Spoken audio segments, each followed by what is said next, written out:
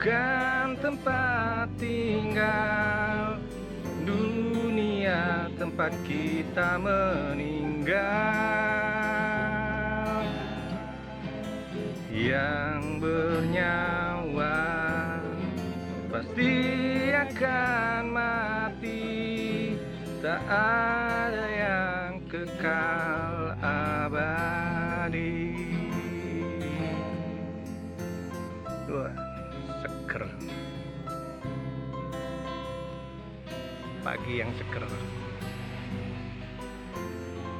Sehat, Al? Alhamdulillah khair.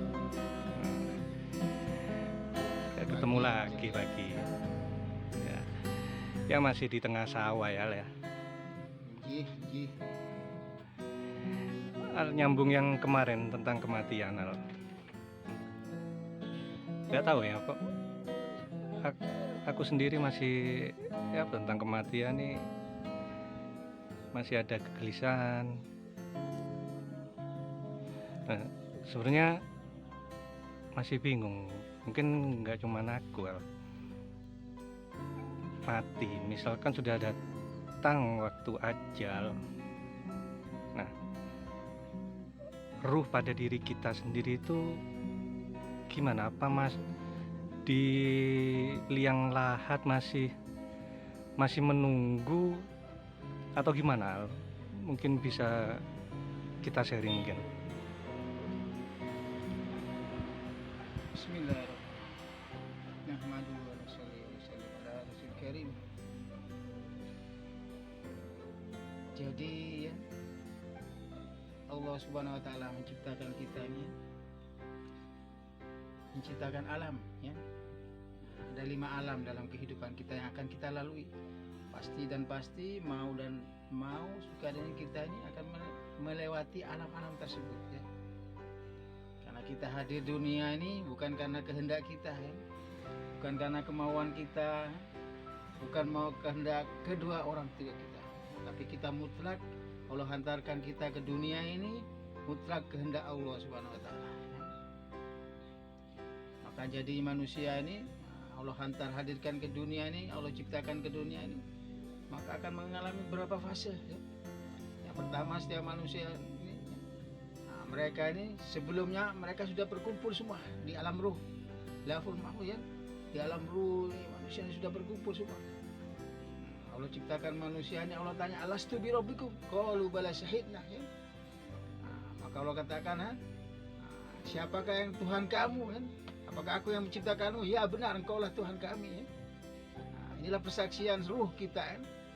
Kita Allah SWT ciptakan, kumpulkan di alam ruh ya. Kita bersaksi bahwa Tuhan kita adalah Allah Subhanahu wa taala.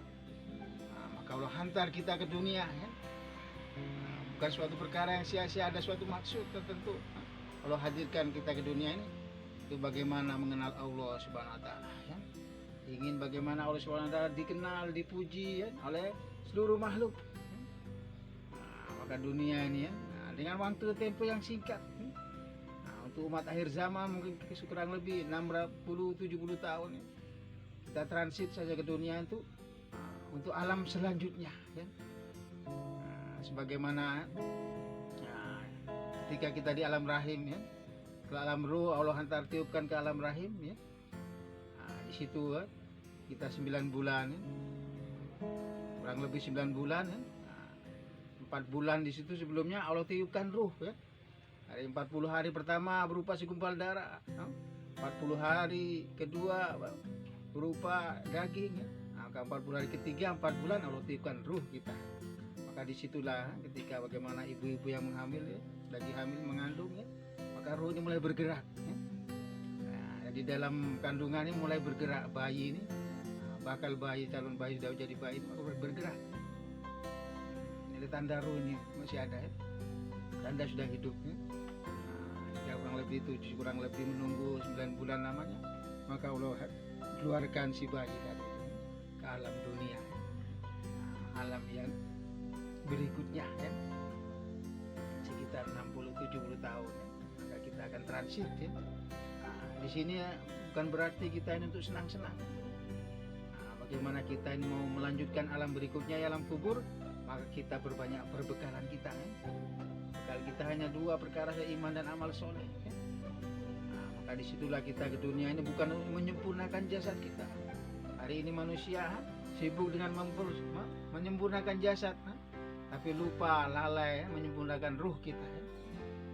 Bagaimana iman kita ini kuat yang dikehendaki oleh Subhanahu wa ta'ala, amal kita sempurna, iman sempurna, inilah yang dikehendaki oleh Subhanahu wa ta'ala. Bukan kita ini sibuk kemana salon-salon memperbaiki rambut kita, kuku kita, wajah kita, bukan. Hanya adalah persinggahan saja. Bagaimana Allah ingin berkehendak ketika kita kembali kepada Allah Subhanahu wa ta'ala, maka sesuai iman dan amal yang dikehendaki oleh Allah Subhanahu wa ta'ala. Maka inilah ya, jangan sampai kita ini sibuk mengejar dunia sampai lupa pada yang mencipta dunia. Sibuk bagaimana berpikir bagaimana hidup enak, tapi lupa bagaimana mati enak. Maka beruntunglah orang yang sebelum kembali kepada Allah Subhanahu wa ta'ala, maka dia lebih dahulu kembali dulu. Dia siapkan iman, amal, bekal. Hari-hari sibuk. Memang kelihatannya orang yang sibuk dengan akhirat, kelihatannya mereka rugi, karena waktu dunianya berkurang. Padahal mereka beruntung, karena hari-harinya disibukkan dengan perkara-perkara akhirat. Itu juga orang yang kelihatannya banyak sibuk dengan dunia, kelihatannya untung ya. Padahal mereka rugi karena apa? Amal-amalnya berkurang. Ya. Padahal modal waktu kita sangat singkat, 60-70 tahun saja. Ya. Habis itu akan kita kembali ke alam akhirat. Ya. Sebelum memasuki alam akhirat, kita singgah dulu ke alam kubur. Ya. Nah, alam kubur inilah masya Allah, ulama ribuan bisa ratusan tahun, ribuan tahun. Orang-orang terdahulu yang meninggal duluan, mati duluan, ya. Sudah 3.000 tahun menunggu, 1.000 tahun menunggu, 100 tahun menunggu. Ya. Menunggu bagaimana dunia dihancurkan. Ya. Dalam penantian itulah tergantung amal-amal kita. Ya. Kalau amal kita baik, insya Allah, ya, maka pelayanan azab-azab kubur di kubur akan baik pula. Ya. Tapi kalau kita amal-amal buruk, masya Allah, ya, naudzubillah, ya, maka akan sengsara kita. Ya. Tapi amal pertama yang penting kita jaga sholat kita. Ya. Kalau sholat kita baik, maka amalan-amalannya akan mengikuti dengan baik. Tapi kalau sholat kita buruk, ya, maka amalan-amalan itu buruk. Ya. Makanya penting yang perjalanan jauh, ya. Dan perjalanan berikutan ini perjalanan yang sangat jauh. Ya. Ini bukan perjalanan yang 1.000 tahun, bukan perjalanan 1 juta tahun, bukan perjalanan ya, miliaran tahun, bukan triliunan tahun, bukan. Tapi kita ini akan my trip selama-lamanya. Ya. Selama-lamanya ini berapa tahun? Selama-lamanya tidak ada berapa tahun. Ya. Nah, inilah yang harus kita pikirkan sebenarnya. Kita akan melewati bagaimana padang mahsyar. Ya. Nah, yang dalam riwayat katanya 50.000 tahun. Kita berdiri ya, di atas matahari yang jaraknya 1 jengkal. Ya. Bayangkan 50.000 tahun kita berdiri. Ya. Seluruh manusia dari zaman Nabi Adam alaihissalam sampai hatta ya, manusia yang terlahir di hari kiamat, bayi dan terlahir di hari kiamat, maka di situ semua dikumpulkan dalam keadaan bertelanjang. Ya. Disitulah ketika itu tidak ada kasih sayang lagi. Nah, tidak mengenal anak dengan bapak, ibu dengan anak, suami dengan istri, maka lulu gue. Ya. Nafsi dalam keadaan itu ya. Karena apa? Saking masya Allah tidak bisa dibayangkan ya.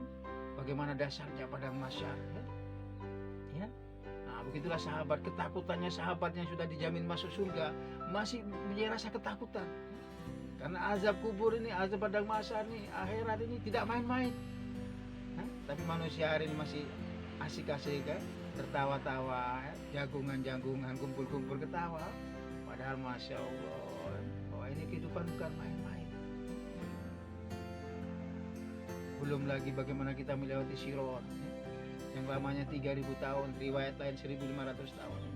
Jembatan ya, masya Allah, yang dalam riwayat katanya besarnya itu ukurannya seperti rambut dibelah 7.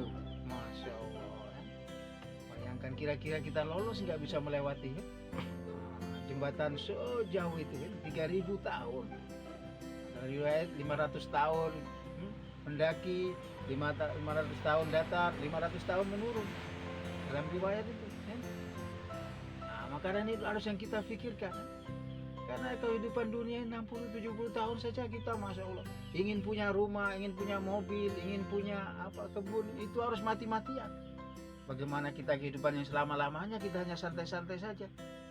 Nah, harusnya kita lebih sungguh-sungguh dengan perkara akhirat ini.